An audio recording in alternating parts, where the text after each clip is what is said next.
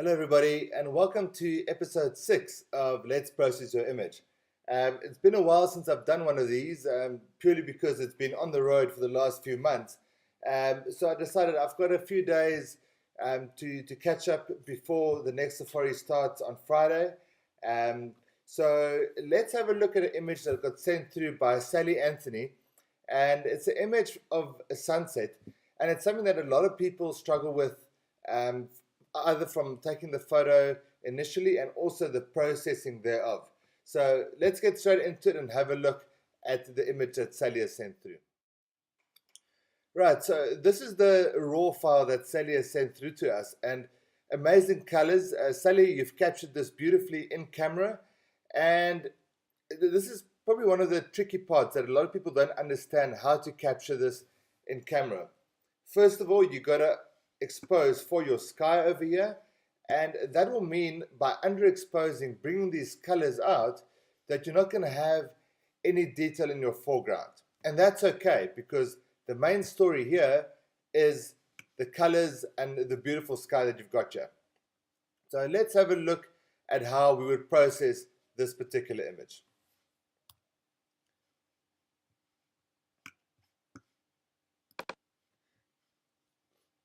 Okay, so firstly what I'll try and do, I'm going to start off as usual with my whites and my blacks. Just pull these whites up a little bit. And then we'll bring these darks, although there's no detail already at the bottom, we're just going to make it a little bit darker. Okay.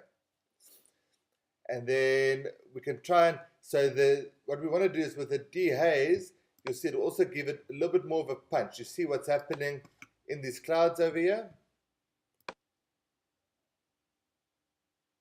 Not too much. Probably go around about, bring it back a little bit, around about there. And then we can also add a little bit of vibrance as well. Now, what we can also do, if just having a look by this horizon, looks like it might be a little bit skew. Let's just try and see if we can straighten that up. So here's quite a neat tool, the angle tool. And all you have to do basically is start one end and just drag it across to about there. So we'll just straighten it out a little bit. Okay. We can maybe just go for a bit of a crop. Let's see if we do like a 16 by 9. Just to bring that out. Because this part at the top here is not really adding too much to the image. So I would go for that sort of crop. Okay. And then we'll go into our tone curve. We'll lift the lights up just slightly, and then also just the darks down a bit, just to create a bit of contrast. Now what you can do, also a very handy tool with the skies, is the graduated filter. It's over here. So if you pull this down, let's just zero this out here, and if you hit O, you can see the red parts are the areas that's going to be affected. So we don't really want it to affect the foreground, more just the sky. Okay, we can maybe just darken that up slightly and just add a bit of clarity as well, just to create a little bit more detail in those clouds. Something like that, maybe just a slight dehaze in there as well. So there we go. That's pretty much how I would process it. We can go just with the sharpening. There's not really too much to sharpen, but we just want to do it with the foreground a little bit, and then just a bit of noise reduction as well. See, already at 320 ISO, you're not going to have too much noise, but I just want to sort of smoothen it out a little bit more. Okay, so there's the final image. Sallie, it's a great image. What would have, however, given this image or made it a little bit more powerful is if you had something that really anchored the image.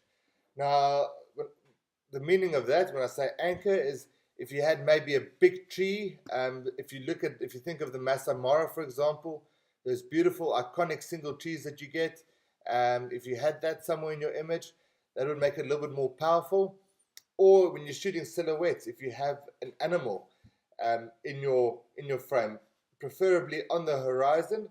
If you think of giraffes, elephants make really good subjects for silhouettes, and it's something that we practice on a lot of our safaris. Now, the one thing to keep in mind when you're photographing silhouettes is obviously, first of all, you're going to shoot into the sun, but to underexpose it. So the same as the sunset image, you're going to underexpose because your story, as I mentioned earlier, is more about these skies than it is about your subject. So you're not going to have both.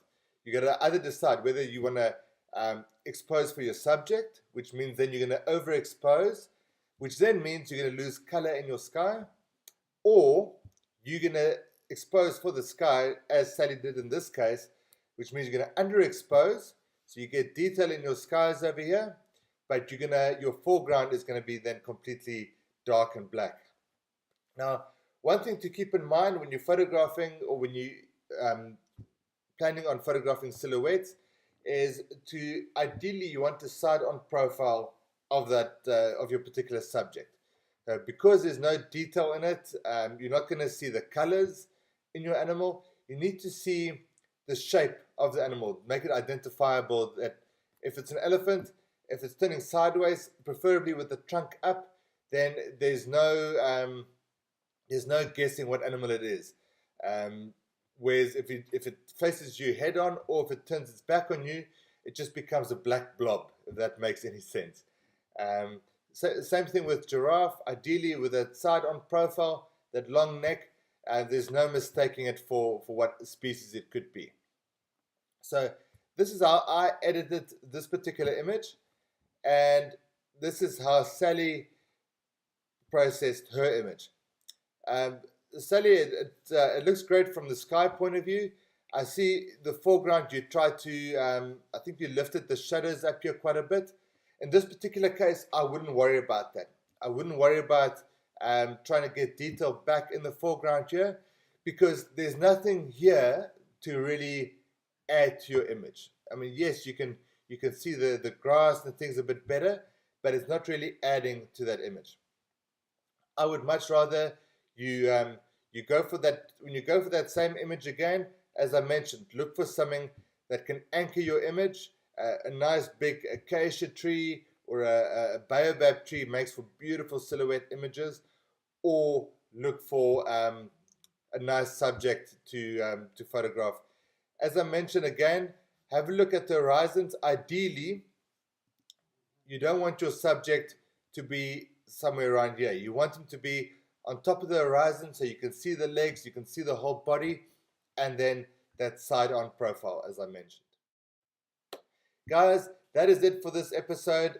Sallie, thank you so much for sending that image through. Please go and give Sallie a follow down at the bottom. That's her Instagram account. And as always, if you guys would like to feature any of your images in the Let's Process Your Image series, please email them through to me, and I would love to include them in future episodes. Guys, thank you so much for watching. I hope you learned something. And as always, if you have any questions, please feel free to give me a shout. Until the next episode, have a good one. Cheers.